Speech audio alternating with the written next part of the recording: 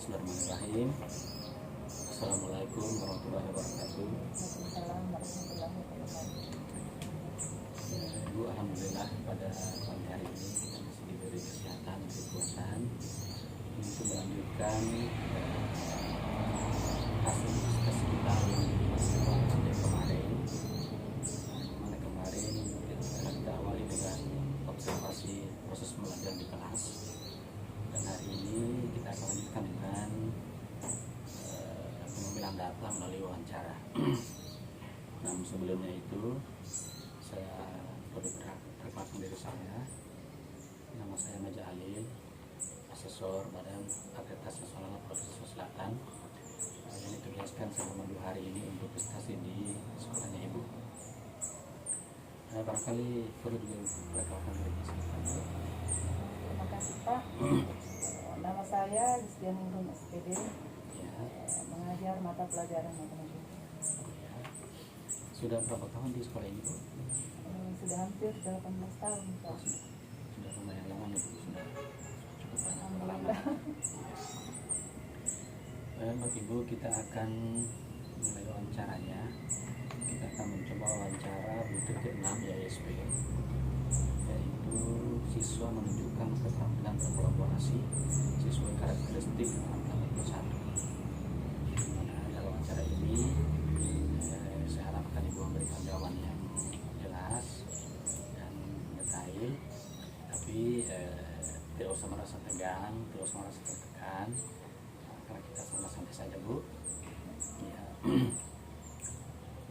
Baik Ibu, kita mulai. Apakah dalam proses pembelajaran Ibu biasa menggunakan pembelajaran berkelompok? Iya Pak, sering. Ya. Bisa dijelaskan dan kegiatan?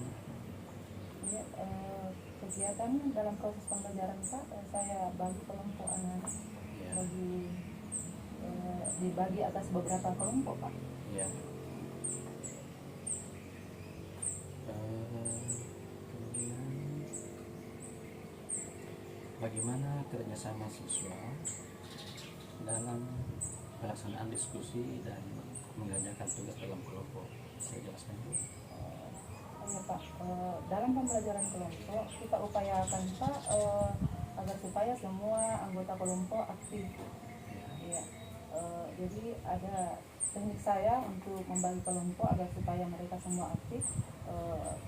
Siswa yang saya anggap bisa itu saya bagi semua ada di dalam kelompok, misalnya kelompok A, B, C dan D misalnya. Jadi semua ada dalam situ, kemudian termasuk juga perbedaan agama, suku, itu semua ada di dalamnya.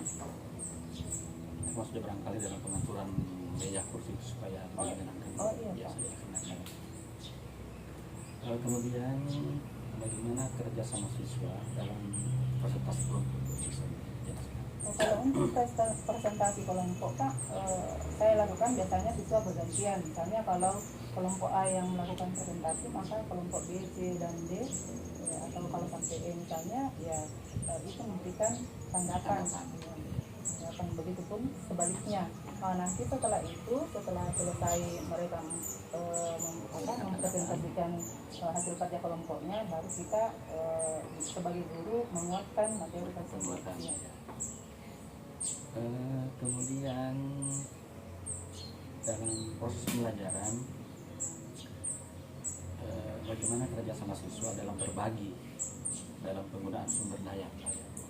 Sumber daya belajarnya seperti misalnya media pembelajaran Pak ya. Ya. Jadi diupayakan agar supaya semua siswa bisa menggunakan media tersebut. Ya. Kalaupun misalnya medianya terbatas, diusahakan supaya dia bergantian. Dan menggunakan.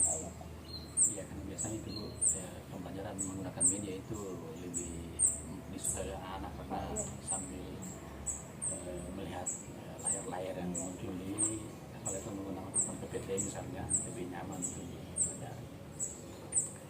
Kemudian Ibu, sekolahnya Ibu, apakah biasa melaksanakan kegiatan ekstrakurikuler? Oh iya Pak. Bisa diberikan gambaran jenis kegiatan apa yang biasa dilakukan di sekolahnya Ibu?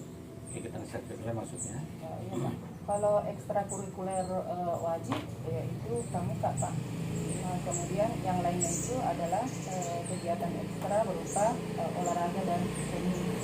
Jadi kalau di olahraga itu seperti body, kemudian futsal ada, taekwondo, kemudian untuk seni seni tari, kemudian baca puisi, kemudian ada seni baca tulis Al-Quran. Paduan suara juga ada. Terus barangkali Bu kegiatan keagamaan.